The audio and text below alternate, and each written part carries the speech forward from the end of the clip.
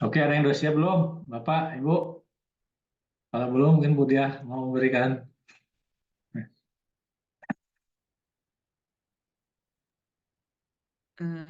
Saya nggak ini Pak nggak punya bahan. Saya pikir Bapak yang mau kalau bukan mahasiswa, saya pikir Bapak yang mau ini lagi memberi materi. Ya oke, kalau tidak ada, kalau belum ada, memang belum, ini belum benar, belum ada. Pak Irawan, Sepertinya belum, Bro. kan kemarin udah janji, kemarin minggu depan katanya. Masih belum punya isu atau bagaimana? Atau sudah mulai mengerjakan atau belum nih? Jangan-jangan kalau eh, belum punya bahan, minggu depan juga masih bingung nanti belum ada yang bisa paparan. Atau mau diskusi isunya dulu apa gitu. Ya mungkin gitu Pak. Mau didiskusikan dulu apa yang sudah dikerjakan Bapak Ibu? Boleh, Bu. Ya silahkan, apa-apa, isunya dulu aja.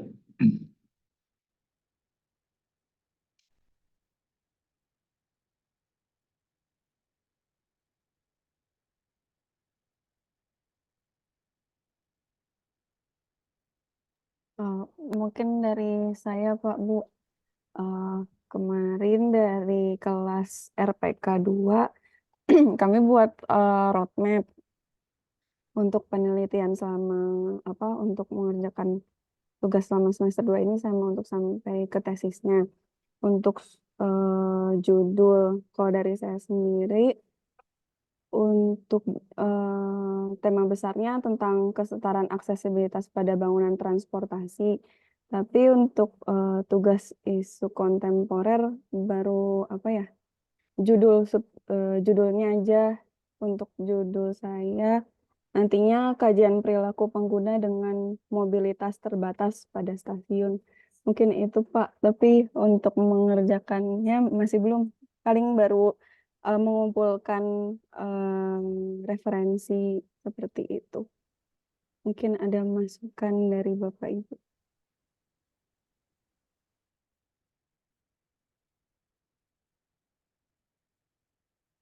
Mbak, Bu Diah, apa tadi tentang fleksibilitas ya? Ini Bu Diah pakar fleksibilitas, termasuk gender. Eh, ya bukan pakar di sana.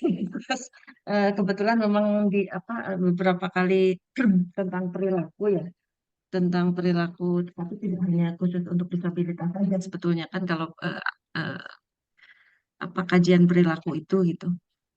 Hmm, iya, tapi kalau memang sebetulnya kalau untuk kajian perilaku disabilitas untuk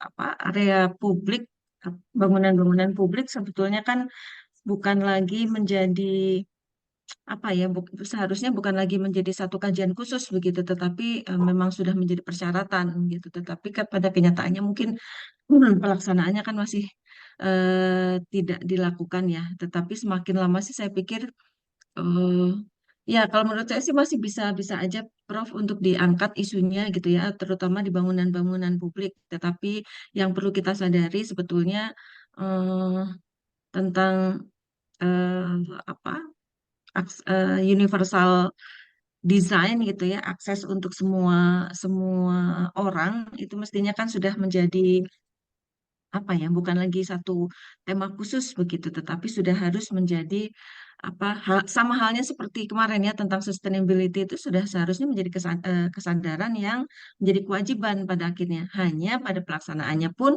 memang agak sampai sekarang pun masih banyak yang sulit untuk menerapkan desain yang aksesibel untuk semua orang.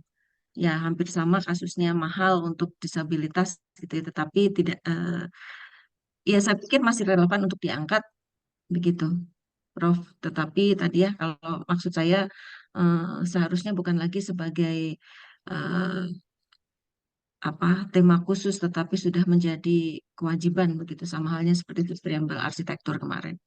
Bisa aja sih, Prof. Saya pikir masih banyak permasalahan tentang akses untuk akses yang kurang adil bagi pihak-pihak tertentu begitu.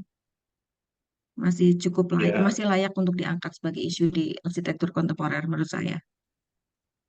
ya, artinya dia tetap isu mutakhir ya, kontemporer itu ya, karena masih ada problem kan, masih ada problem. Nah, silakan Bu Pak Hitah mencari apa perspektif ya, sudut pandang yang mungkin sampai harus ada kebaruannya gitu ya, karena kan kontemporer itu tidak mungkin ada problem apa perspektif dari sisi aturannya gitu ya, dari sisi implementasi, dari tadi kan dari sisi tadi perilaku ya, nah perilaku seperti apa gitu ya.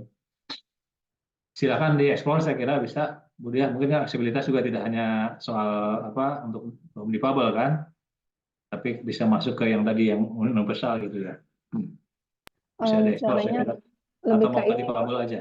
Hah? Em, Bukan disabilitas aja, jadi saya milihnya agak lebih luas ke apa ya, pengguna dengan mobilitas terbatas. Jadi nggak hanya tentang si disabilitas, tapi tentang ibu yang bawa anak atau ibu hamil atau orang yang bawa koper gitu. Oh iya, iya. Oke ya Bangunan-bangunan itu transportasi publik. ya silakan bisa diekspor itu Pak, Mbak, Bu. Oke silakan. Bisa juga anak-anak kan, anak-anak juga Iya, pada betul. tidak semua hal bisa diakses oleh anak-anak usia tertentu begitu ya. Nah, ini kan kemudian membutuhkan apa sarana yang berbeda di area publik. Termasuk lansia seperti saya Bu. Betul, betul, betul. Oke, mana nggak yang lain? Mau kalau mau diskusi topik, oke. Kalau mau materi juga bisa saya sampaikan. Yang lain udah menemukan Pak isunya? Isunya kan kuncinya kontemporer aja Pak. Kontemporer dan problematik saya kira ya. Izin Prof. Enggak Pak Andi. Ya Pak. Ya, Prof. Begini Prof, kebetulan saya punya eh, judul tesis nanti itu antara sarana dan prasarana sekolah dasar Prof. Tapi Hmm. dari dulu kemarin itu, guru dosen wali kemarin itu untuk judul khusus mata kuliah isu arsitektur kontemporer dan pembangunan berkelanjutan ini saya direkomendasikan untuk eh, judulnya itu antara kelas jauh dan kelas kelas induk dan kelas jauh dok Pak Prof. Kelas jauh ini di Bone ini kebetulan saya tinggal di Bone Selatan di Bone ini Pak Prof ada 626 sekolah sekolah dasar, ada impres dan ada sekolah negeri, ada 12 sekolah yang punya kelas jauh Prof. Nah kelas jauhnya ini kenapa muncul kelas jauh? Karena eh, di satu daerah itu mungkin pada waktu itu jangkauan siswa untuk sekolah di kelas induk itu agak terlalu jauh, maka berdirilah ini kelas kelas kelas jauh. Nah untuk sekarang ini Kementerian Pendidikan sudah tidak mengakui namanya kelas jauh Pak Prof. Dia sudah tidak mengakui namanya kelas jauh, yang diakui kementerian itu hanya kelas induk. Nah, yang jadi persoalan ini juga, saya sudah review ke Dinas Pendidikan, manakala ini sekolah induk dan kelas jauh dan kelas induk digabung, yang jadi persoalan itu panggilan jam mengajarnya Pak Pro, jam mengajarnya. Terus masalah eh, apa masalah jam mengajar gurunya itu yang agak susah terbagi. Jadi itu Dinas Pendidikan ini tetap mendirikan namanya kelas jauh, tetapi untuk di data dapur di sekolah itu tidak muncul lagi namanya kelas jauh, dok, Pak Prof. Gitu. Terus yang kedua, ini masalah sarana dan prasarananya. Sudah ada beberapa sekolah yang saya kunjungi, 2-3 sekolah. Memang ada juga sekolah yang memang sudah prasarana kelas jauh itu sudah lengkap. Maksud saya itu sudah sudah bisa berpisah lah, sudah berdiri sendiri lah, karena sarana prasarana bangunannya itu sudah mencukupi lah, sudah ada untuk terus yang lain sekolah juga itu ada ya beberapa sekolah di daerah perbatasan memang kelas kelas jauhnya ini memang sangat minim sekali, sangat minim sarana dan prasarananya. Bahkan untuk mencapai saja sekolah itu saya harus naik motor ojek 2 kali Pak Prof, sampai di sana. Saya sampai di sana itu memang siswanya itu eh, bahkan yang lebih anu ini siswanya itu lebih banyak daripada di kelas induknya. Tuh. Jauh lebih banyak siswanya di kelas daripada kelas induknya. Mungkin itu kok gambaran saya tentang ini judul saya nanti di isu kontemporer ini. Ya, Pak Andi, mungkin gini, kan ini arsitektur ya, Pak ya. Problemnya tidak dari si, maksudnya bukan tidak berarti tidak terkait pendidikan ya. Tapi kira-kira problem dari sisi arsitekturnya apa, Pak? Ini mungkin Kan kelas kelas kelas jauh itu eh, guru datang, Pak ya. Gurunya dari kelas induk maksudnya apa ya? Dari sekolah induk, Pak ya. sekarang Pak Prof ini gurunya itu ada dia punya guru tersendiri juga di sana. Tapi masalahnya dia tidak bisa terdata lagi di data dapudiknya. Misalnya Pak Prof kan satu sekolah itu misalnya dia punya 50 siswa atau 60 siswa. Dia harus bagi 6 rombel. Sementara itu yang di sana itu dia hanya punya 20 siswa. Nah, mesti kan di sana juga itu harus ada yang mengajar juga begitu. Nah, jadi problemnya itu yang guru di sana itu yang tidak terdaftar di data dapodik yang ras jauh itu. Sementara siswa juga butuh guru untuk mengajar di sana, Pak Prof. Gitu. Ya, itu maksudnya isu problem administrasi pendidikan ya, problem manajemen Ya, sekolah ya, pendidikan, Pak ya. Nah, dari si problem arsitekturalnya apa kira-kira, apakah Bapak misalnya ini kan soal, kalau dulu mah ini kan SD terbuka, Pak ya, dulu tak sebutnya ya, SD kelas jauh itu SD terbuka ya. Sama nggak itu, iya, Pak? Pak. Iya, Pak Prof. Yang jadi problem sebenarnya itu sarana dan prasarananya, Pak Prof. Di sana yang jadi persoalan. Ya, jadi kan apa, Bapak membuat model atau model desain apa gitu, problem eh, untuk sekolah SD kelas jauh itu kan tadi kan sarana-prasarana, Pak ya, keterbatasan itu kan. Iya, Nah, Pak Prof. isu yang angkat Bapak apa, mau membuat misalnya model sekolah dengan material murah atau apa misalnya kan, atau Mungkin model model sekolah yang berbasis pada apa material lokal misalnya kan. Nah, itu kan isu arsitektur itu, Pak. Tidak lari ke isu, memang ada problem tadi, problem manajemen pendidikan ya, problem tadi program birokrasi dan sebagainya. Tapi kan itu bukan isu arsitektural gitu, Pak ya. Kalau isu arsitektural terkait dengan apakah perilaku siswanya seperti apa di dalam kondisi sekolah itu ya. Atau tadi Bapak mau membuat apa misalnya karena apa sarana prasarananya mahal di sana yang jauh gitu kan. Nah, Bapak bisa akan membuat model desain arsitektur sekolah kelas jauh dengan basisnya adalah sumber daya lokal misalnya kan. Nah, itu isu kontemporer arsitektur saya kira, Pak. Jadi karena ini kan tesis Bapak juga nanti bukan tesis pendidikan arsitektur, Pak ya, tapi tesis Iya, Pak. arsitektur kan. Jadi nah arsitektur biasanya kan selalu berkaitan dengan artefak gitu, Pak ya. Kalaupun perilaku tetap berlaku dalam artefak arsitektur gitu, Pak. Tidak lari ke manajemen apa pendidikannya, tidak lari ke birokrasinya gitu. Itu Pak mungkin, Pak ya. Oh iya, Pak Prof. Siap, siap. Jadi karena pelaksanaan prasarana, keterbatasan biaya, ya, keterbatasan sumber daya material kan mahal kalau dia karena dia kelas jauh, Pak ya, mungkin di apa ini di kelas apa namanya itu, Pak, daerah T3T itu Cirebon, bukan? Pak. Ya, 3T bukan? Sebagian masuk, Pak Prof. Sebagian masuk Ya. daerah tertinggal, sebagian belum. Sudah tidak Nah, masuk. ya itu kan ada problem saya kira soal material ya, soal problem soal keterbatasan konstruksi, mungkin juga tenaga ya. Nah, bisa Bapak itu isunya adalah bagaimana membuat desain yang murah ya kan ya, dengan material lokal gitu kan, untuk mengatasi persoalan tadi keterbatasan sarana-sarana kelas jauh. Nah, mungkin itu Pak dikaitkan dengan sektor itu.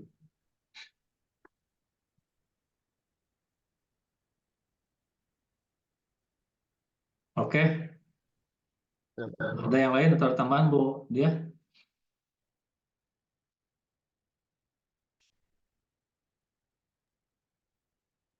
Iya, Prof. Mungkin nanti perlu ditambahkan tentang mungkin bisa mencari banyak contoh, Pak. Jadi kalau mau mencari model kan berarti Bapak perlu mencari beberapa preseden terlebih dahulu ya tentang sekolah-sekolah dengan mungkin bukan sekolah ya dengan bangunan-bangunan yang letaknya memang di daerah tadi dengan karakteristik yang hampir sama. Mungkin tidak harus bangunan sekolah ya, tetapi yang penting kan atau mungkin bisa juga dari kalau ininya bukan hanya dari sarana prasarannya, tapi model eh, apa pembangunannya begitu ya. Jadi bagaimana apa memanfaatkan masyarakat gitu ya untuk bisa bisa ikut andil di dalam proses apa ketersediaan sarana prasarana sekolah gitu. Itu juga bisa menjadi pilihan juga begitu, Pak. Biarkan kalau melihat kondisi di daerah mungkin memang tadi keterbatasan sumber daya manusianya. Maksud saya untuk gurunya begitu ya, tetapi keterlibatan masyarakatnya mestinya mudah-mudahan besar begitu ya, sehingga itu mungkin bisa menjadi modal ketika apa untuk proses pembangunannya gitu ya untuk ya bisa jadi ke arah sana gitu ya model bisa menjadi perilaku anak tadi yang ketika sekolah jauh itu apakah mereka keinginan belajarnya tetap kuat apakah perilakunya berbeda dengan perilaku yang lain gitu ya murid-murid SD di tempat yang lain yang atau mungkin di sekolah induknya begitu sama atau enggak gitu apakah mereka tetap sekolah seperti normal gitu datang tepat waktu gitu ke lokasi gitu ya meskipun tempatnya kurang lengkap sarana prasarannya bisa jadi yang diangkat juga sarana prasarananya bagaimana model membuat bangunan sekolah yang dengan material lokal gitu ya. Kemudian bisa juga tentang proses pembangunan sekolahnya yang melibatkan masyarakat. Nah, itu bisa juga menurut saya bisa juga jadi model eh, apa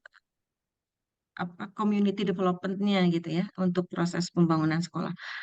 Nah, cuman kalau menurut saya kalau untuk yang ada dari mau manapun yang mau diambil, rasanya perlu ada beberapa contoh, Bapak mencari beberapa contoh presiden yang sekolah yang mempunyai karakteristik yang hampir sama gitu. Bagaimana membangun sekolah dengan community development gitu ya dengan masyarakat. Gitu.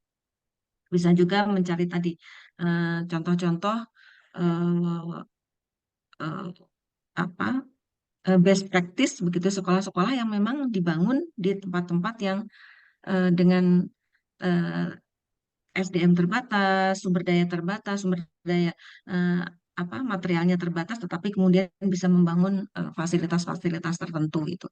Nah, saya pikir harus ada presidennya untuk bisa menghasilkan model yang bisa nanti Bapak ciptakan gitu ya, Bapak tawarkan sebagai solusi. Saya pikir begitu.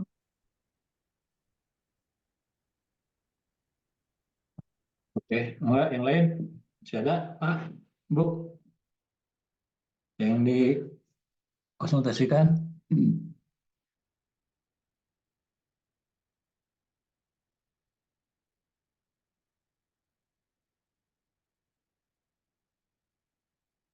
Izin, Prof.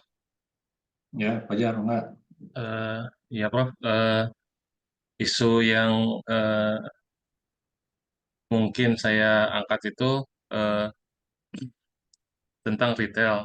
Tapi ini sebetulnya real project. Jadi si ownernya itu minta sesuatu yang baru gitu. Nah, dia itu minta eh, mengantisipasi perubahan-perubahan perilaku anak-anak muda sekarang yang akan menjadi konsumen sebuah retail ke depannya gitu, Prof. Jadi beberapa isu yang saya tangkap di sini tuh pertama secara makro mungkin eh, apa ya ada isu ekonomi, eh, kemudian politik, sosial teknologi.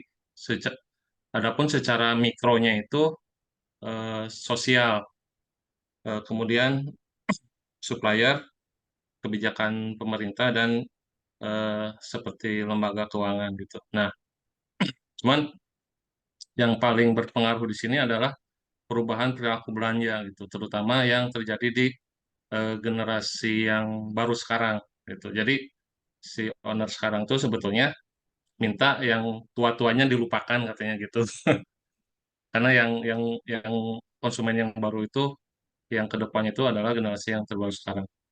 Nah, ini memang setelah kami kaji, ini eh, perubahan perubahan ke dalam sisi arsitekturnya itu seperti terbalik gitu, Prof. Kalau dulu mungkin ada sebuah public building, katakanlah pusat perbelanjaan yang mana banyak tenan-tenan, kemudian ada angker tenan di belakang. Tetapi sekarang itu dibalik, dibaliknya itu ya si angker tenannya yang di depan gitu. Eh, Kemudian si apa tenan-tenan kecilnya baru hanya sebagai penunjang gitu. Dan ini kami coba di 3 proyek sebetulnya, eh, masih berupa konsep, tapi eh, yang sebagai percobaan yang di Kota Baru ini tuh tampak berhasil gitu dari baru apa ya baru 1 bulan inilah seperti berhasil. Cuman kami itu ada seperti keraguan gitu dengan konsep baru ini tuh apakah eh, akan berlangsung lama gitu si apa si si konsep ini dengan merangkul gaya berperilaku berbelanjanya gitu gitu. Mungkin itu Prof yang mungkin akan saya angkat gitu di eh, mata kuliah ini tugasnya. Ya Prof, mohon masukannya. Terima kasih. Ya, terima kasih Pak Banjar. Ya, saya itu isu mutakhir ya, isu kontemporer kan ada perubahan gaya hidup ya. Artinya secara makro kan perubahan gaya hidup ya tadi disebabkan oleh perubahan teknologi ya, perubahan perkembangan sosial ekonomi dan sebagainya yang berimplikasi pada perilaku belanja itu kan. Oh ya, jadi mungkin Bapak memang harus dimulai dari studi itu dulu ada sebenarnya cultural studies kayak studi kebudayaan tentang gaya hidup Pak. Di perubahan gaya hidup ya pada anak-anak muda, kemudian dari perubahan gaya hidup itu ya tadi penyebabnya kan banyak ya, Bapak bisa explore ya, berimplikasi pada perubahan gaya belanja kan. Nah, baru perubahan gaya belanja bagaimana apa itu diantisipasi oleh desain retail Bapak kan itu ya. Saya kira ya menarik ya Pak. Jadi bahkan ya tadi kalau tadi ada keraguan ya itu kan bagian dari riset Bapak Pak, bisa jadi riset itu Pak ya. Bahwa sudah menentukan konsep desain berbasis pada analisis perilaku tadi. Nah, Bapak masih punya waktu nih 6 bulan ya bisa ke depan kan, nah, itu bisa bagian dari riset. Apakah yang disebut berhasil itu bertahan nggak dalam waktu 6 bulan misalnya. Nah, itu bisa bagian dari risetnya, Pak. Nanti tesisnya bisa. Studi perilaku ketika Bapak sudah menerapkan konsep baru kan, mengantisipasi gaya hidup baru tadi gitu. Iya, saya kira dilanjut aja Pak. Baik Prof, terima kasih sebelumnya. Saya mohon share screen sebentar Prof. Enggak.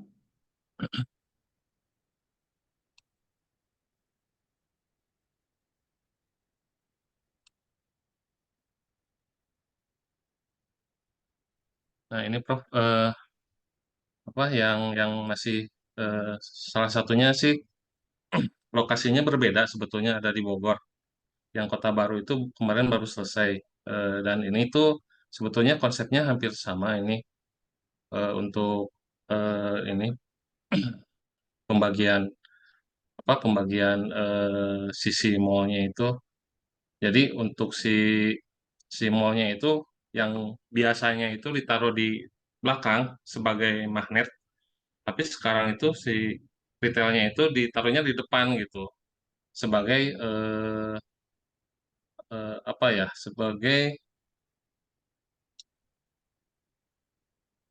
kita tuh seperti menyembunyikan seperti hidden hidden gemnya itu ada di belakang gitu, Prof. Untuk menangkap gaya perilaku eh, anak muda itu, kan mereka itu sekarang lebih senang outdoor gitu, lebih senang outdoor, kemudian lebih senang untuk berkumpul, karena ada perubahan-perubahan perilaku setelah pandemi ini, jadinya di belakang itu sebagai area kumpulnya gitu. Jadi mereka itu mau berlama-lama berada di dalam gitu. Ya ini mungkin masih sebatas konsep, cuman memang harus lebih dimatangkan lagi, Prof. Nah, perilaku-perilaku ini eh, apa ya, seperti hipotesisnya, Prof, gitu. Jadi kesimpulan sementaranya itu yang saya kembangkannya itu seperti, nah ini, Prof, eh, saya itu mencoba untuk apa, yang tadinya itu si area kumpulnya itu ada di dalam satu mall, tapi sekarang saya pindahkan ada di luar mallnya gitu. Dan itu yang ya kesimpulan yang saya eh, dapat dari beberapa data-data ini, eh, saya coba digeser ke tengah, keluar gitu. Dan ini akan menjadi magnet gitu, seperti itu, Prof. Mungkin Ya, sementara itu, Prof. Ya. itu kan hasil akhirnya Pak ya. Jadi dalam mata kuliah ini sih ada awalnya Pak. Oh ya, Ya, oke, kalau baik. Jadi, kalau itu hitung jalan nanti ke mata kuliah metode nanti metode perancangan itu. oke, siap. Ya, Berarti so materinya ya. jadi ya maksudnya itu kan implikasi dari tadi perubahan gaya hidup tadi kan. Ya. Nah, jadi analisis studi kebudayaan itu yang maksudnya dalam mata kuliah ini isunya di situ gitu Pak. Isu sebelum Oh, itu tadi gitu ya. baik, Prof. Bahwa hasilnya seperti itu, iya, tapi itu isu apa hasil desain seperti itu datangnya dari mana? Nah, itu saya kira di belakang ini yang Bapak eksplor Pak untuk mata kuliah ini. Oke. Latar belakangnya ya, Prof. Ya. Baik, Prof. Terima kasih. Mangga, Kalau Bu Dia. boleh saya menambahkan, Pak Fajar, itu ada contoh hal yang sama ya, saya pikir ya. Di kalau kita tahu di Bandung Timur ada mall baru, Sumarekon Mall, itu konsepnya hampir sama sebetulnya. Jadi bagian magnetnya memang tetap ada anchor tenant-nya ada banyak, ada beberapa apa namanya anchor tenant di situ. Hmm, Kemudian, tetapi justru itu ya, kalau menurut saya memang pada akhirnya mall itu bukan sebagai pusat perbelanjaan lagi gitu, tetapi sebagai apa ya? Karena ada perubahan gaya orang datang ke mall itu bukan untuk belanja lagi gitu ya. Jadi mungkin menurut saya ada beberapa hal nanti perlu dieksplor ya Pak Fajar. Ada perubahan tadi apa gaya orang berbelanja sekarang gitu ya, ya gaya hidup ya sebetulnya dengan online shopping dan sebagainya, hal-hal yang retail itu sudah menjadi apa? Menurut saya ya, itu ini masih common sense, butuh butuh studi literatur yang lebih lanjut. Jadi ketika orang dengan mudahnya belanja online, sangat mudah, sangat murah gitu ya, sehingga mall itu bukan lagi tempat untuk bertemu untuk apa saling saling berbelanja begitu, tetapi untuk tadi memenuhi gaya hidupnya gitu. Datang ke sana mungkin hanya sightseeing begitu ya, kemudian tetapi ya yang disediakan oleh mall itu pada akhirnya adalah tempat-tempat yang mengakomodir kebutuhan untuk gaya hidupnya. Tadi tentang mereka ingin duduk, ingin ngobrol, ingin bertemu dengan orang gitu ya, bukan untuk berbelanja lagi. Ada memang betul, memang tadi anchor tenant, kemudian retail-retail yang lain yang kecil-kecil juga memang tetap disediakan, tetapi yang lebih utama justru di situ malah gaya hidupnya yang disediakan di situ gitu. Untuk memadai gaya hidup. Mereka biasanya area taman, kalau yang saya contohkan tadi Sumarekon Mall, kalau Pak Fajal sudah datang ke Sumarekon Mall itu juga sama. Area tamannya itu jauh lebih banyak. Orang apa kemudian ada area untuk live musiknya gitu ya, yang menyatu dengan tempat orang-orang makan gitu ya. Sehingga konsentrasi orang pada akhirnya di luar gitu ya, bukan di dalam lagi gitu. Ini saya pikir ya, apa itu mungkin memang ada hipotesis, perlu ada hipotesisnya begitu, bahwa ada perubahan gaya hidup yang menyebabkan perubahan apa desain pusat perbelanjaan itu menjadi berubah gitu. Saya pikir gitu. Tapi ya tadi memang harus diawali tadi dengan ada gaya hidup, ada perubahan cara orang berbelanja dan sebagainya. Itu bisa menjadi, perlu dikaji literaturnya lebih lanjut untuk menjadi tadi, oke ternyata ini hasilnya gitu ya, ada perubahan desain dalam public space seperti itu. Saya pikir begitu. Mungkin ada yang ada beberapa contoh lain yang di Kota Bandung atau di kota-kota besar lainnya gitu ya, tentang tentang perubahan ini bisa menjadi memperkuat ini Pak, memperkuat hipotesisnya eh, Pak Fajar nanti, ketika kalau ini mau dijadikan tesis itu sangat menarik sih kalau menurut saya juga, karena ada perubahan gaya hidup, ada perubahan apa sistem belanja sekarang dan sebagainya, yang efeknya tadi adalah efeknya adalah secara artefaknya berubah begitu. Begitu Pak. Terima kasih banyak.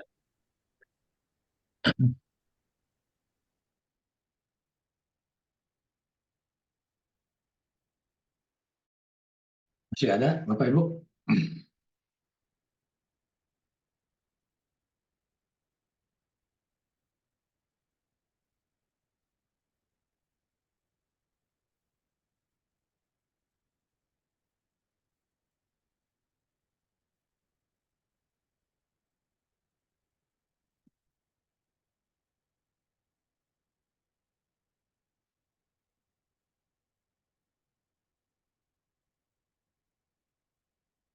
Jadi Prof, Mangga Pak Jul. baik Prof, izin minta masukan dari Prof dan Bu Diah terkait mungkin isu yang solo saya mau angkat itu terkait permasalahan penataan di kawasan sempadan sungai. Kebetulan memang sebetulnya di kawasan sempadan sungai itu sudah ada peraturan-peraturan yang ditetapkan. Ada pula di beberapa pemerintah daerah itu sudah membuat sebuah ketentuan khusus dalam tata ruang terkait pemanfaatan sempadan sungai. Jadi mungkin isunya terkait sempadan sungai ini, Prof. Pertama adalah bagaimana mempertahankan fungsi ekologi sungai. Namun di sisi lain, kan di sempadan sungai, terutama di daerah saya juga banyak, itu berdiri bangunan-bangunan hunian atau tempat tinggal gitu. Permukiman yang mungkin sudah sejak lama berdiri, bahkan sebelum peraturan itu muncul. Nah, eh, dua permasalahan ini antara mempertahankan fungsi ekologi sungai dan juga bagaimana menyediakan hunian yang layak bagi masyarakat yang mungkin sebenarnya tinggal di situ karena memang posisinya strategis atau butuh dekat dengan tempat bekerja gitu, daerah mata pencaharian mereka. Nah, inilah yang kemarin saya juga survei di beberapa lokasi, ternyata di pemerintah daerah itu selalu bingung ketika, bukan berarti bingung, maksudnya mereka sebetulnya punya anggaran untuk merelokasi misalnya gitu, atau memindahkan masyarakat yang tinggal di sempadan sungai, namun eh, banyak sekali juga program seperti CSR itu untuk menyediakan rumah bagi masyarakat-masyarakat yang mungkin direlokasi, namun yang jadi masalah ya itu tadi Prof, tidak tidak segampang itu memindahkan masyarakat yang tinggal di daerah bantaran atau sempadan sungai ini, karena memang mereka ini sebagian besar latar belakangnya dari sisi ekonomi mungkin masyarakat menengah ke bawah yang memang bermata pencaharian itu di sekitar area sempadan sungai, mungkin di daerah perkotaan seperti itu juga ada sungai yang memang tipologinya masyarakat itu tinggal di situ dekat dengan mata pencaharian, misalnya dekat dengan pasar dan seterusnya. Nah, isu terkait ini bagaimana ya Prof? Mohon masukannya.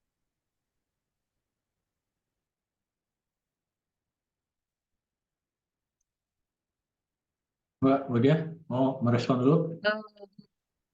Kalau menurut saya, Prof, permasalahan tentang sempadan sungai itu permasalahan yang sudah lama ya, permasalahan peraturan sudah dibuat, kemudian pasti ada benturan dengan masyarakat yang sudah menempati dulu atau yang tadi meskipun apa meskipun ilegal gitu kadang-kadang juga tetap aja kekeh gitu ya apa tidak mau bergerak dari tempat itu gitu ya bahkan minta ganti rugi itu saya pikir itu permasalahan yang sudah dari dulu juga sudah seperti itu sih jadi kalau menurut saya kalau mau mengangkat itu harus ada ya tadi harus ada kontemporernya permasalahan yang lebih isu yang lebih terbaru itu apa gitu mungkin ya apa ya gitu ya tentang apa pembangunan apa yang di tepi sungai itu yang melibatkan masyarakat juga modelnya sudah banyak sekali gitu ya ada yang berhasil ada yang enggak gitu nah jadi saya pikir permasalahannya sudah cukup klasik ya Prof saya nggak tahu ya, apakah masih bisa diangkat sebagai isu kontemporer gitu ya begitu kecuali ada yang ada kebaruannya apa begitu.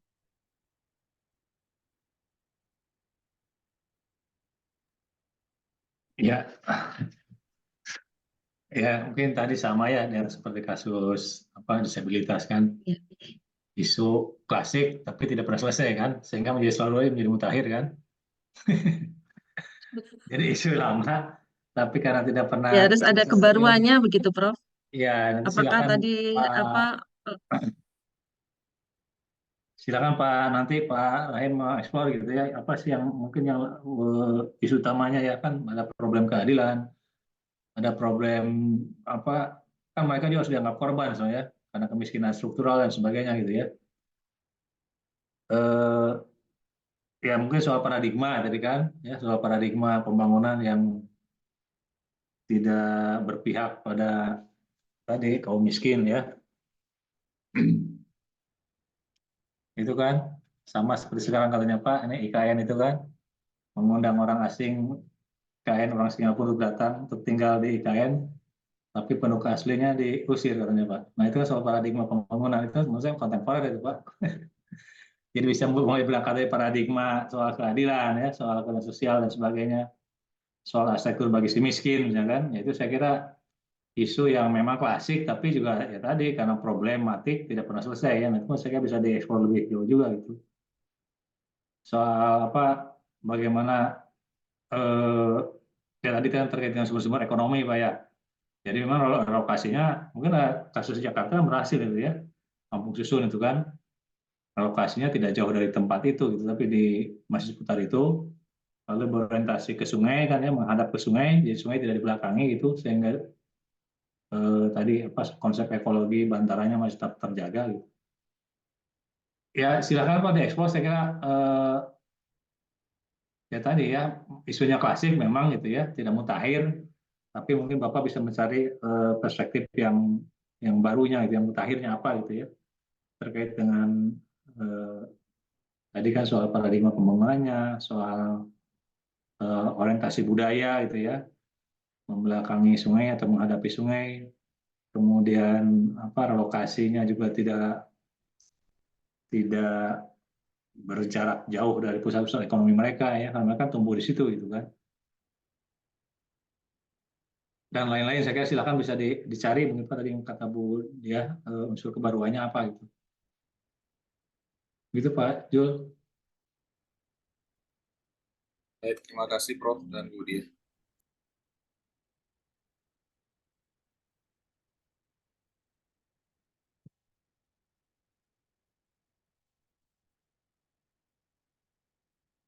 Masih ada? Kalau tidak ada saya ini masih ada waktu ya, sejam cukup Bu.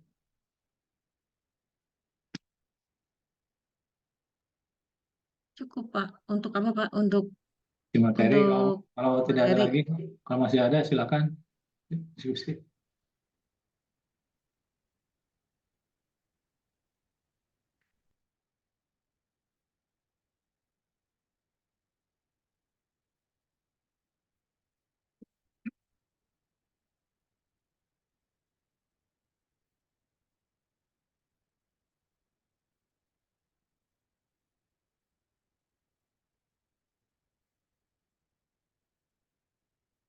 Halo, belum ada lagi?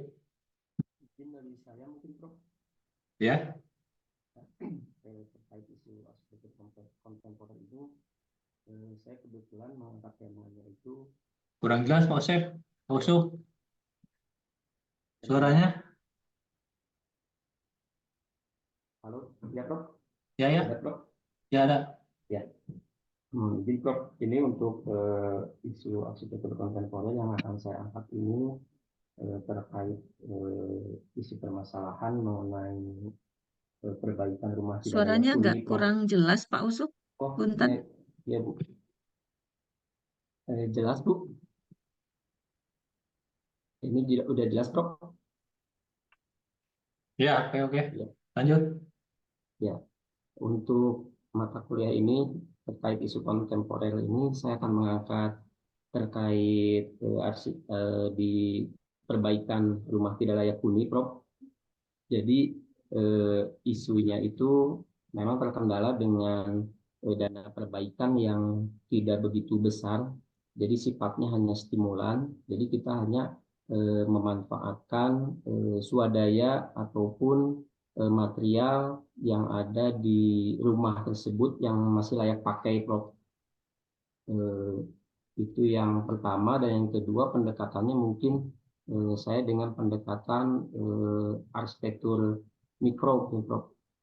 Di mana yang saya ketahui kelebihan arsitektur mikro ini yang pertama hemat biaya, terus praktis dan mudah dipindah tempatkan. Jadi kalau yang saya tahu ada beberapa presiden ya terkait arsitektur mikro ini ya dari using mungkin Prof.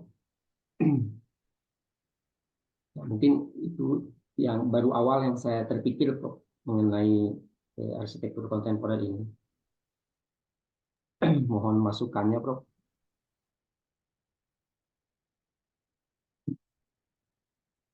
Ya, saya kira ya mungkin bisa dari Pak. Jadi isu teknikalnya kan dari tadi arsitektur mikro Pak ya, perbaikan Ya, untuk betul. perbaikan rumah. Tapi mungkin Bapak juga bisa mulai dari kerangka makronya dulu Pak ya, supaya ada teorinya gitu.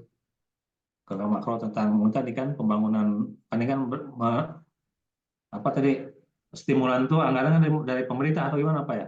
Dari pemerintah Prof. Stimulan Ya, itu hanya bersifat apa ya, perangsang supaya si masyarakat oke. tersebut memiliki respon terhadap rumahnya itu bisa sehat. Ya, oke. Jadi Bapak itu masuk ke tadi Pak, teori pembangunan berbasis masyarakat Pak ya.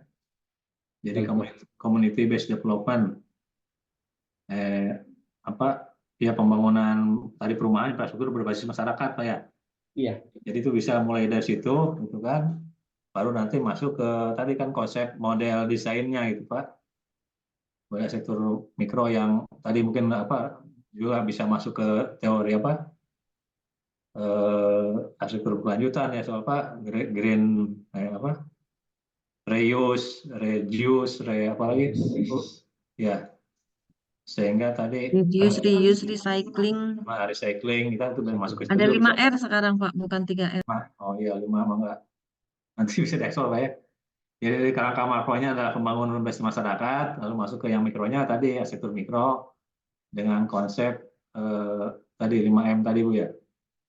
Bisa masuk ke situ mungkin Pak Ustadz. ya, baik Prof. Enggak Bu dia tambahan.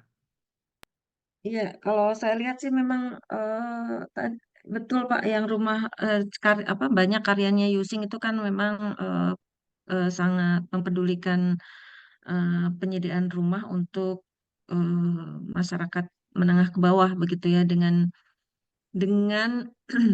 luasan tanah lahan sangat terbatas begitu, tetapi kebutuhan ruangnya terpenuhi semua. Saya pikir ini juga menjadi sesuatu yang menarik begitu ya. Dengan tadi bisa juga dimulai. Ini kan Bapak nanti tinggal silahkan aja memilih mana paradigma yang mau diambil begitu ya. Apa bisa juga tadi dari sisi kalau dulu rumah itu kemudian bisa menjadi rumah, kenapa rumah itu besar, tidak site itu butuh apa namanya lahan rumah itu ada kebutuhannya yang cukup besar gitu ya. Karena tadi untuk menunjukkan biasanya menunjukkan identitas begitu ya. Rumah, bangunan itu sebagai bukti keberhasilan seseorang gitu kan pada masa ada budaya yang seperti itu. Kemudian berubah dengan adanya perkembangan zaman, kemudian adanya eh, perubahan kebutuhan dan sebagainya, pada akhirnya tadi eh, rumah tetap sebagai kebutuhan dasar saja, bukan lagi sebagai sebuah alat untuk menunjukkan jati diri begitu ya, tetapi hanya sebagai kebutuhan dasar. Nah, hal-hal yang seperti ini kemudian mengubah tadi ya rumah dengan itu salah satunya. Kemudian tanah yang kondisi tanah sekarang semakin terbatas, sehingga lahan dengan lahan yang sangat sempit tetapi semua kebutuhan itu terpenuhi gitu.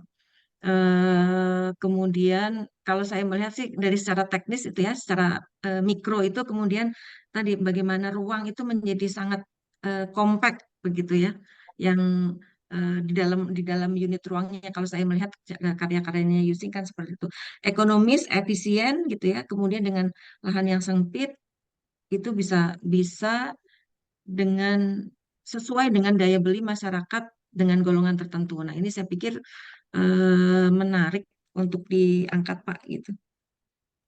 Karena kondisinya semua orang butuh rumah gitu. Karena sebagai kebutuhan dasar ya gitu. Nah, tapi kondisi rumah semakin mahal gitu semakin mahal sehingga tadi bagaimana karya-karyanya Yusing itu menawarkan rumah dengan harga 52 juta itu sudah bisa jadi rumah begitu ya kan kalau tidak salah seperti itu. Nah, ini tetapi dengan desain yang menarik, dengan desain yang kompak, efektif, efisien, ekonomis dan tadi masih menambahkan tadi efek-efek tadi yang tadi tentang kesehatan, tentang building green building itu masuk juga konsep-konsep itu. Saya pikir menarik Pak untuk diangkat. Baik, Bu. Makasih, Bu. Sangat kontemporer lah kalau menurut saya gitu ya karena mengatasi banyak problem-problem yang ada di kita di masyarakat.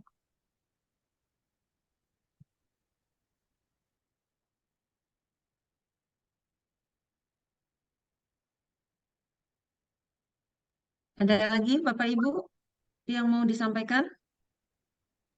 Mungkin mau bertanya Bu, berarti yang di batasan di sini lebih ke isu apa yang memang bisa dijawab atau dijawab oleh arsitektur ya, kurang lebih seperti itu. Tapi berarti ya stop sampai ke ya ini bisa dijawab dengan pendekatan arsitektur ABC gitu, kurang lebih seperti itu atau gimana ya?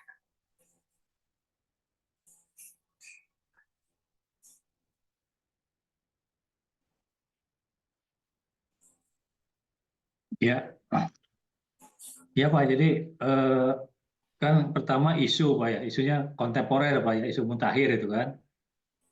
Isu mutakhir kan sebenarnya kan tidak harus selalu problematik juga, harus selalu jawab masalah Pak ya, bisa juga isu teoritik Pak. Isu teoritik itu artinya pengembangan ilmu kan, tidak harus selalu juga pemecahan masalah praktis gitu ya. Betulan aja tadi contoh-contoh yang diberikan teman-teman itu yang memang mengacu pada masalah praktis kan. Nah, tetapi kan isu kontemporer bisa juga teori ya, teoritik ke pengembangan ilmu tentang bagaimana apa misalnya Pak. Kalau kemarin ada isu kematian arsitektur modern Pak ya. Lalu muncul postmodernisme itu kan. Nah, mungkin juga sekarang ada kematian postmodernisme misalkan Bapak bisa menemukan juga itu. Tidak laku misalnya postmodernisme kan bisa juga itu Pak. Nah, itu kan isu teoritik Pak ya. Isu mutakhir juga gitu. Jadi tidak harus selalu juga selalu mencari problematik yang praktis, tidak selalu juga Pak. Bisa aja Bapak dalam konteks pengembangan isu mutakhir tentang ya teoritik ya, atau mungkin juga apa ya filosofis gitu ya. Tidak harus selalu yang memecahkan masalah praktis Pak, isu kontemporer itu gitu. Ya, jadi lebih kebayang. Ya. Jadi memang tidak selalu terkait ini ya isu-isu non arsitektur yang harus dijawab oleh arsitektur, berarti kurang lebih seperti itu ya. Ya, bisa. Ya, betul. Ya, terima kasih Prof. Ini mungkin contoh saya, Pak. Ini saya coba persingkat, Pak ya. Saya persingkat ini materi harusnya 2 jam, 2 jam ini saya persingkatnya berapa? 30 menit ya. 40 menit ya. Saya share dulu, Pak ya.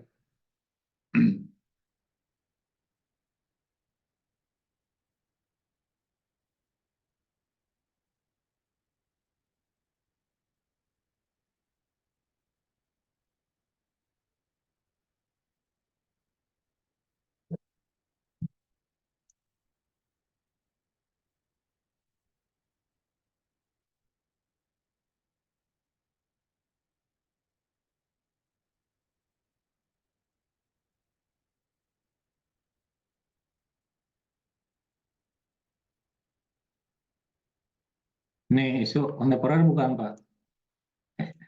Kalau tentang tukang bangunan, Pak. Ya, kontemporer ini. Ya mungkin ini tidak kontemporer ya, cuma memang bisa menjadi kontemporer kalau isunya gitu kan. Kalau tentang tukang bangunnya sendiri kan itu ya sama, itu problem isu klasik gitu ya, udah lama ada kan. Nah tapi barangkali yang menjadi isu kita melihat dari perspektif yang berbeda gitu Pak.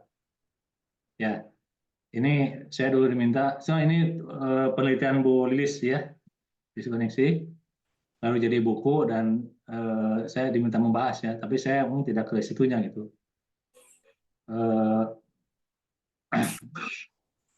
Ya ini ada puisinya, tapi nanti di akhir lah kalau sudah ada waktu dibacakan. Ini jadi Bu Lilis itu menulis ya. Ya, ini bukannya sudah ya? Sudah disampaikan belum ya? Rasanya kok sudah ya, Pak? Udah belum? Bu, Pak? Yang ini belum, Pak. Belum. Masa sih belum? Belum, semester yang lalu. Kok saya udah mendengar Pak Barli membacakan puisi ya rasanya. Ya itu yang itu Pak, yang gender Bu. Yang arsitektur dan seksualitas. Oh oke. Oh itu yang ada puisinya juga. Iya, arsitektur dan seksualitas itu Bu. Yang Okay. Yang ya apa? Oke. Punten. Oke. Ya, jadi Bu Lilis itu melakukan penelitian Mbak ya tentang betapa tukang bangunan itu masih marginal gitu ya.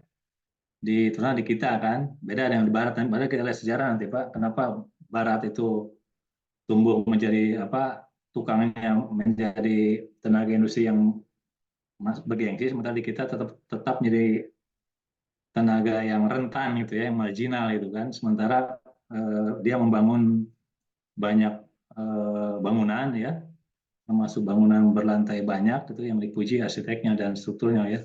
Tukangnya tetap tidak pernah padahal semua mereka besar ya di dalam industri konstruksi itu ya.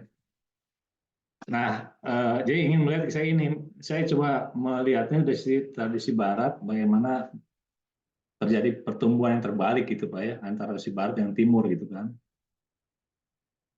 Nah, ini ada, dan itu kan dimulai dari tradisi tentang nilai-nilai tentang kerja sampai ya, jadi ada perbedaan nilai tentang kerja gitu katanya Pak.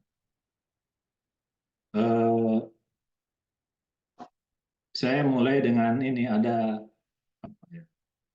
mitologi ya.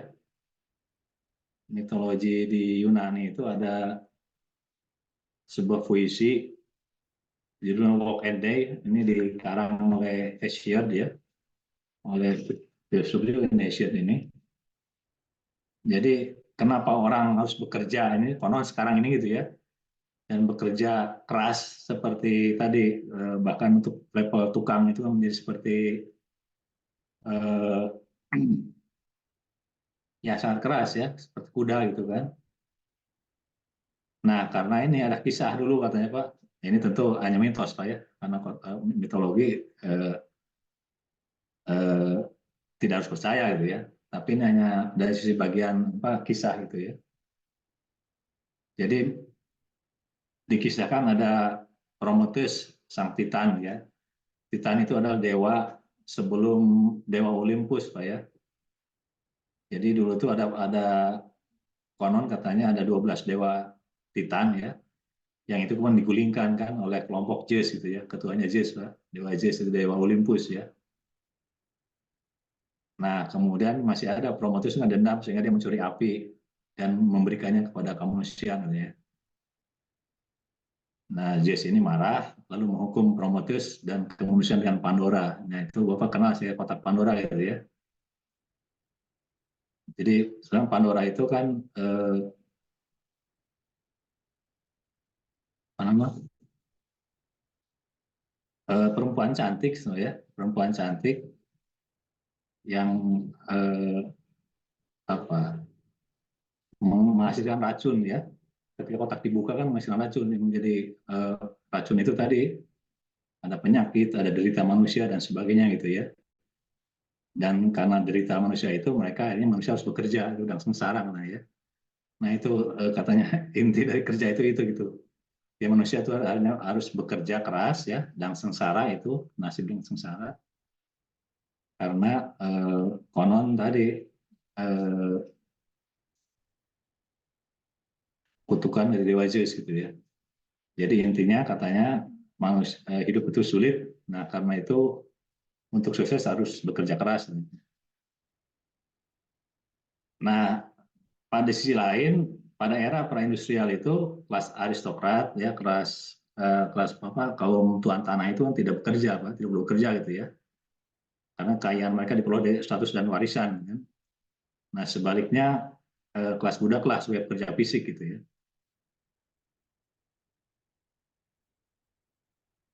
Jadi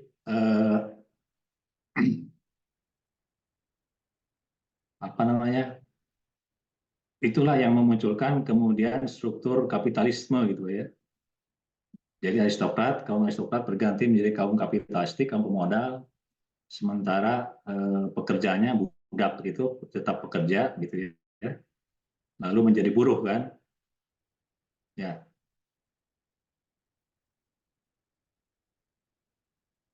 Ya, jadi di barat kita lihat Bapak Ibu tradisinya itu justru kan ada tadi kan ada kelas buruh, kelas pekerja yang bekerja keras gitu ya. Yang bahkan kelas budak gitu ya.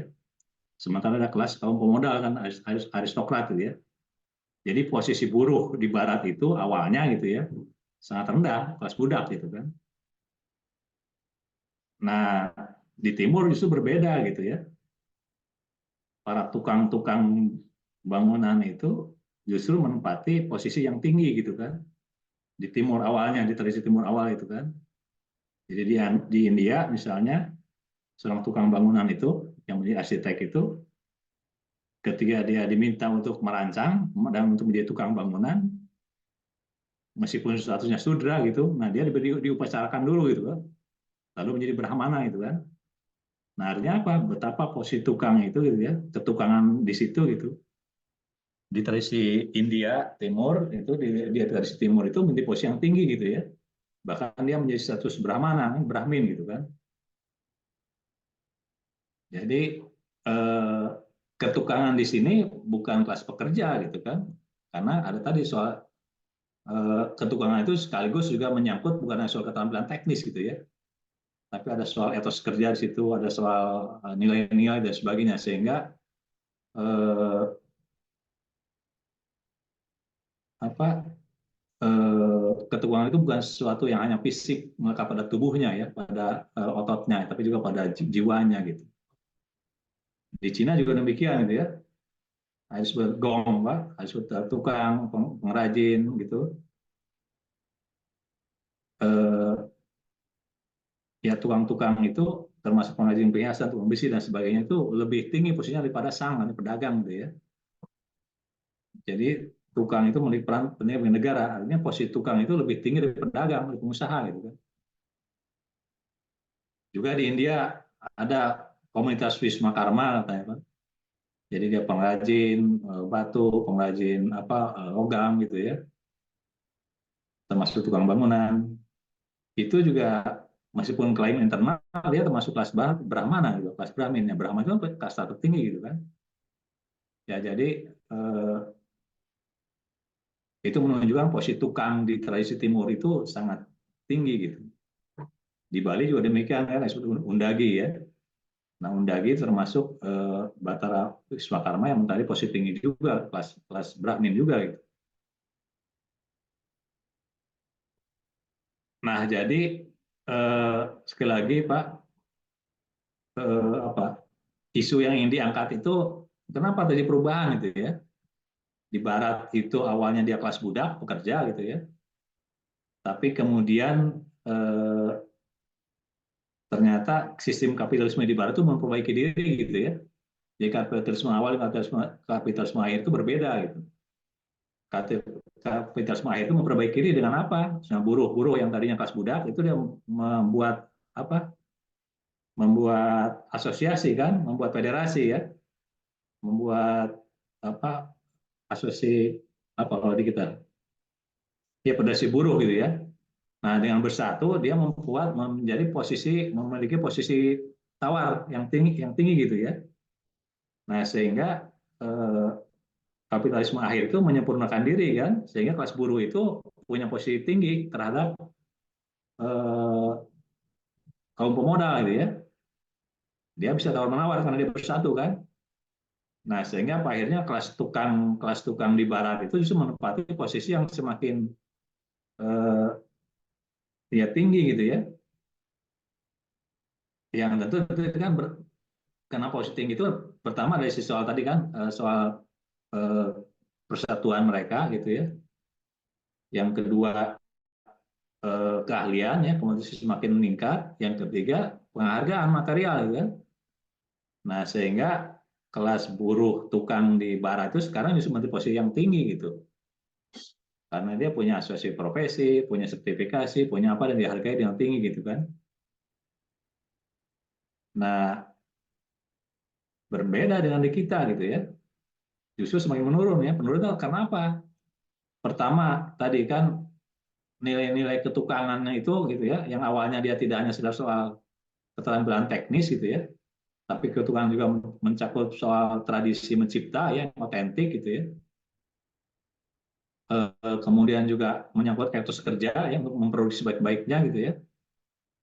Jadi juga ketukangan untuk melibatkan kesadaran kerja gitu ya, yang apa menyangkut apa kerajinan ya, berkas yang berkualitas gitu ya, sehingga ketukangan itu tidak menyangkut tadi soal fisik ya, perpanjangan tangan otot ya, tapi juga kesadaran spiritual gitu ya. Nah, sehingga dia menempati posisi yang tinggi gitu kan. Nah, tapi kenapa semakin ke sini justru tukang semakin tidak terdidik gitu kan? Ya. Jadi tadi ada paradoks gitu ya. Di Barat yang awalnya buruh kelas budak menjadi kelas yang hampir menempati kelas yang profesional gitu ya. Di timur yang kelas Brahmin, kelas atas justru turun menjadi kelas ya pekerja yang marginal, yang rentan gitu ya. Ya bahkan pekerja bangunan disebutnya kan unskilled labor ya, unskilled labor pekerja yang tidak punya keterampilan itu kan. Ya, ya tadi karena misalnya ada problem tadi menurunnya dari ketukangan menjadi tukang sekedar tukang gitu ya. Jadi ada kepada keterampilan yang menurun. Yang kedua ada problem struktural gitu ya. Meskipun sekarang kan juga ditekankan misalnya soal sertifikasi keahlian dan sebagainya gitu ya. Tapi namanya industri konstruksi para kontraktor Indonesia gitu kan. Kalau tidak dipaksa kan lebih mudah, lebih senang merekrut tukang yang tidak bersertifikat gitu ya, tapi ahli gitu kan. Karena nggak bersertifikat dibayarnya lebih mahal kan. Nah itu kan problem struktural gitu ya. Sementara tukang-tukang ini kebanyakan berbeda dengan di Barat ya, yang pekerja yang seperti formal ya. Di kita pekerja informal yang tidak punya kekuatan apapun gitu ya, berhadapan dengan para kontraktor dan pemerintah dan sebagainya, sehingga ya dia menjadi kelas yang rentan kan, kelas pekerja gitu ya. Nah itu Misalnya ini kan isu yang di Indonesia justru klasik gitu ya. Nah, bagaimana tentu saja intinya bagaimana ini kita ini dunia yang apa ya para arsitek gitu yang terlibat itu dia memanusiakan tukang juga meningkatkan keterampilan mereka gitu ya termasuk dunia pendidikan aturannya sudah ada kan, soal sertifikasi dan sebagainya gitu ya. Nah, tapi bagaimana ya supaya industri juga menghargai mereka gitu sehingga dia tidak lagi menjadi pekerja rentan gitu ya. Apalagi di tengah pembangunan apa infrastruktur arsitektur konstruksi yang menuntut juga pengembangan teknologi gitu kan. Sehingga tukang-tukang itu harusnya juga ber apa adaptasi dengan kemajuan teknologi gitu ya. Sehingga dia juga akan dihargai oleh secara ekonomi gitu. Nah, ini beberapa contoh ini ya, bedanya tukang dengan ketukangan tadi gitu ya. Nah, ini kan beberapa apa kesalahan ini ya, kesalahan tukang kan yang agak lucu ya misalnya ini kan. Dan saya kira ini banyak kasus seperti ini kan terjadi ya. Akibat tadi tukang yang tidak memahami gitu ya, menjadi rendah keterampilannya gitu ya. Ini bagaimana tangga harus di pintu, menutup pintu. Ini struktur yang dengan batuan seperti ini. Ini kesalahan apa? Memasang apa nih? Antena mungkin ya. Lalu ada tangganya yang belum dipindahkan. Ya. Nah ini konstruksi gagal karena tukang bangunan kan. Dan ini saya kira mungkin Anda juga Bapak Ibu menemui gitu ya. Semacam ini gitu, pada level tukang bangunan di Indonesia itu yang tadi yang rendah, semakin rendah ketukangannya itu ya. Nah, sementara di Jepang ya, contoh ini di Bali gitu ya, yang tadi kan karya-karya undagi gitu ya. Ini di Thailand ya. Nah, ini karya ini beda, ini bukan karya tukang, tapi karya ketukangan gitu. Ini di apa rumah Bagonjong di Sumatera Barat kan juga misalnya ada warisan ketukangan di situ gitu ya. Ada semangat ketukangan tidak semata soal teknis tapi soal spiritualitas gitu. Seperti juga di Jepang gitu ya. Warisan apa turun temurun dari undagi juga terjadi di keahlian itu ketukangan diwariskan secara turun temurun gitu ya. Nah sayangnya ini nampaknya ketika masuk ke industri modern di Indonesia ini tidak bertahan gitu ya.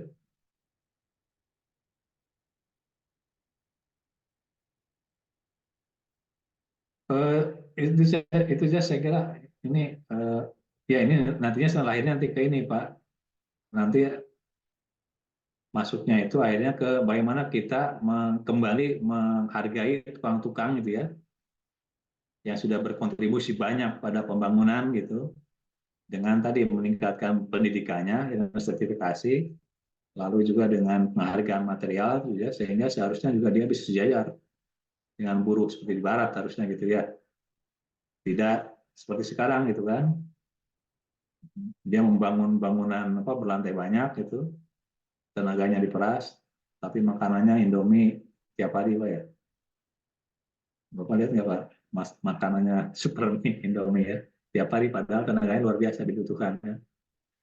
Nah itu saya kira problem isu kontemporer saya kira gitu ya di Indonesia gitu ya jadi di Barat itu dari kelas budak menjadi kelas ketukangan gitu ya keahlian dan sebagainya di kita dari kelas mendagi kelas Brahmin Brahmana justru menjadi kelas tukang yang tadi sebutnya tidak terdidik, tidak berketerampilan, sehingga juga penghargaan materialnya sangat rendah gitu kan. Nah, saya kira itu isu yang nanti larinya ke soal sertifikasi sebenarnya, bagaimana sertifikasi ini aturannya sudah ada, tapi juga implementasinya masih belum terjadi secara baik gitu ya. Saya kira itu aja isu tentang tukang bangun ini.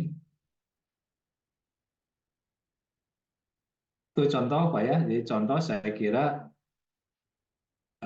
tadi yang ditanya oleh Pak Wildan ya, tidak ya ini ada isu teoretiknya tadi kan bahkan mulai dari kosmologi etos dan sebagainya gitu ya dari mitologi dan sebagainya sampai kepada isu apa ya sertifikasi tukang itu.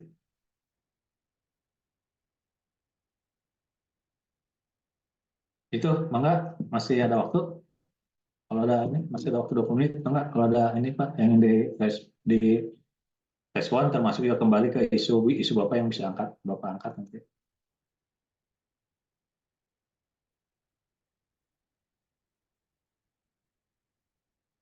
Silakan Bu Dia.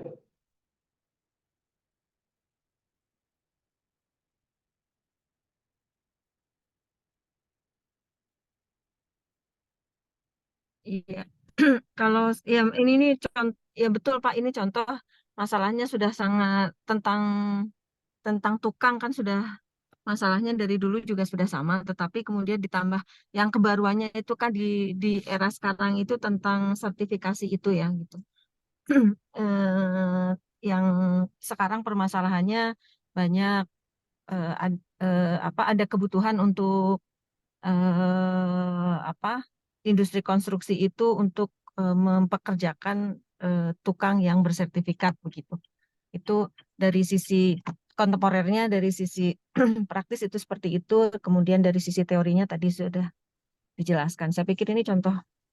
Saya saya nggak berani mengomentari ini nih materinya Pak Bari. Saya nanti menggarami lautan. Bisa aja kan di biasa aja Bu perdebatan di dunia akademik mah. Mangga silakan. Teman-teman jangan Ya ganggu sih, dia. tapi memang Jangan, memang jangan ganggu dia. permasalahan. Teman-teman yang lain juga boleh Pak. Jadi jangan sungkan ke dosen itu dosen belum tidak tentu benar juga Pak. Silakan dikritik di debat. Apalagi negara demokrasi Pak ya. Maka lanjut Bu. Mungkin boleh ini aja Pak, boleh Bapak Ibu juga boleh apa menambahkan pengalaman sebagai praktisi ini ketika harus mempekerjakan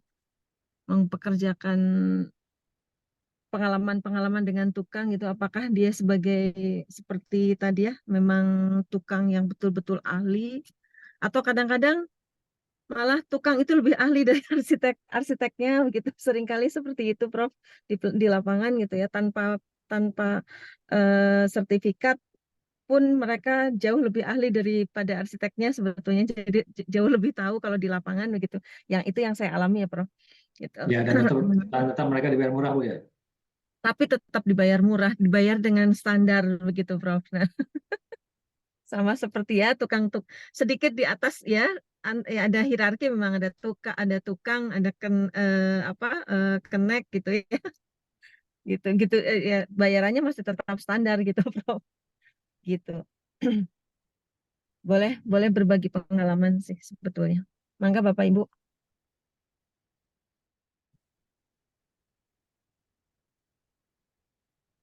Izin, Prof. Mangga Pak Sumarlin. Ya, berbagi pengalaman saja, Prof. Pada realitasnya sertifikasi itu hanya digunakan pada saat tender, pemenuhan terhadap tender. Realisasi di lapangan, pekerjaan-pekerjaan besar itu kita bergantung dengan mandor yang mengambil upah dorong terhadap kita. Sehingga dalam beberapa periode pasti selalu berganti personil tukangnya itu oleh si mandor. Jadi dengan berbagai pertimbangan, karena manajemen pertukangan itu sebenarnya ada di mandor. Mandor itu kontraktor kecil subkon kita lah sebenarnya. Jadi pada saat dia ada pekerjaan di tempat lain yang membutuhkan keahlian tukang itu, maka tukang itu akan ditarik. Jadi tukang itu kan macam-macam. Pada saat di fondasi bawah nanti ada tukang batu yang bekerja, ada tukang besi untuk mulai potong bengkok besi dan pemasangan, kemudian nanti ada tukang finishing, ada tukang listrik dan tukang air untuk kepipaan dan sebagainya. Sehingga kita tidak bisa menentukan tukang ini harus bertahan sekian lama, karena kita tidak kontrak langsung dengan si tukangnya, tapi dengan si mandor. Nah itu yang kadang-kadang menjadi kendala, dan mandor juga tidak selalu open atau terbuka ke kita, karena memang itu merupakan strategi dari mandor sendiri, sama dengan kita ke pihak owner lah, pemberi pekerjaan. Nah, kita selalu mengatakan bahwa tukang kita semuanya mumpuni atau mempunyai keahlian yang cukup. Pada kenyataannya pada akhir tahun itu bisa jadi kesulitan mencari tukang, kita akan mencari tukang di proyek lain yang juga masih aktif. Dengan iming-iming upahnya kita tambah atau fasilitasnya kita tambah, kita belikan tiket pulang dan sebagainya. Akhirnya ada yang dimobilisasi dari satu proyek ke proyek lain, dan proyek lain itu kehilangan tukang gitu. Itu pengalaman kan, mungkin. Ya, saya kira memang ini Pak, yang ada problem misalnya struktur sosial ekonomi kita yang berbeda dengan negara maju kan Pak ya. Jadi kan semua isu sertifikasi itu kan berangkat dari negara maju Pak ya. Negara maju dengan asumsi bahwa sertifikasi itu kan menandai tingkat keahlian yang nanti berkorelasi dengan tingkat penghargaan materialnya itu ya, upahnya itu kan. Nah, barangkali entah di kita akan kapan itu bisa berlaku secara seperti di barat, di negara maju gitu. Karena tadi kan problem di kita struktur sosial ekonomi yang berbeda gitu ya. Betul, dari penelitian Bu Lidis juga begitu Pak. Jadi bahkan yang mandor itu menjadi ini kan, menjadi tempat apa namanya,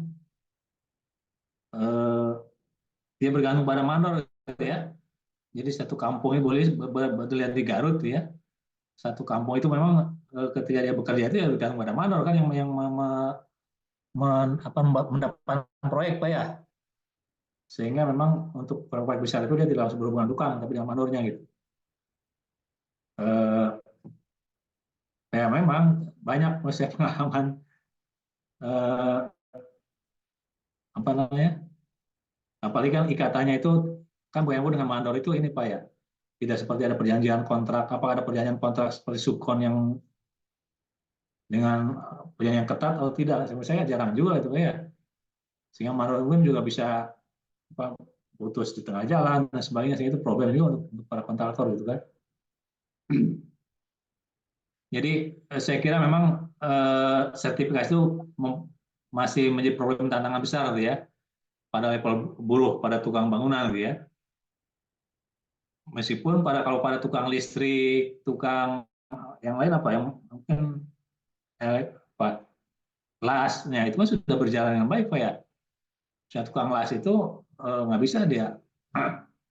Saya sih itu sudah, tapi pada tukang-tukang bangunan yang biasa itu mungkin belum berjalan baik Pak ya.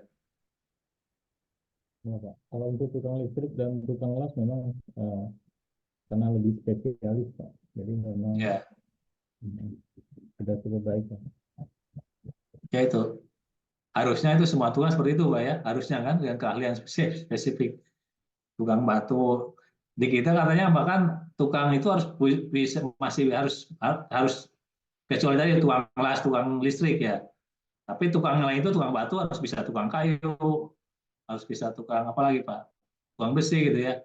Karena kalau nggak dia nggak dapat kerjaan, tidak selalu dapat ini katanya nggak. Nah itu saya kira problem dalam sertifikasi di Indonesia seperti itu Pak. Hanya itu masih menjadi isu mutakhir gitu Pak ya, untuk dikaitkan dengan kondisi sosial ekonomi, struktur infrastruktur sosial kita gitu.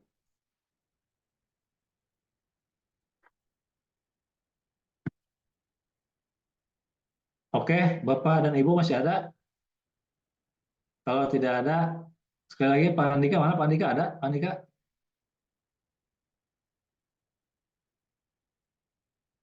Tidak hadir. Jadi minggu depan siapa Pak? Dicatat Pak nih supaya ini udah di tadi kan udah diurutkan Pak. Minggu depan siapa?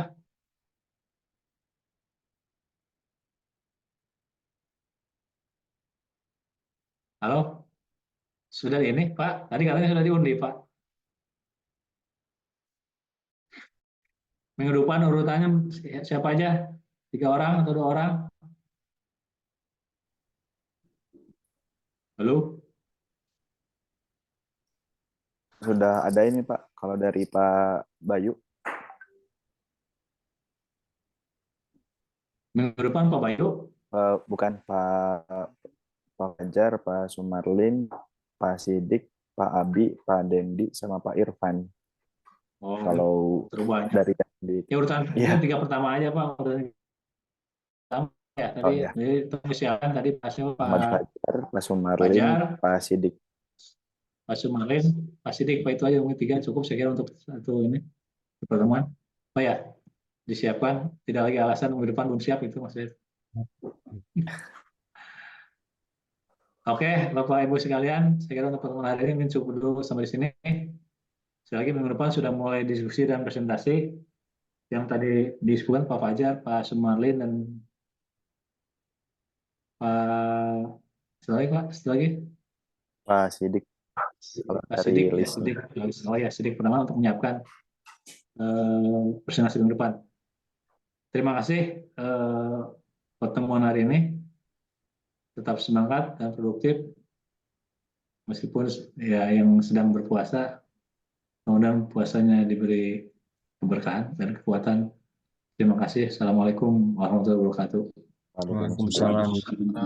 Ya. Terima kasih, Prof. Dan Bu Dia. Prof. Ya.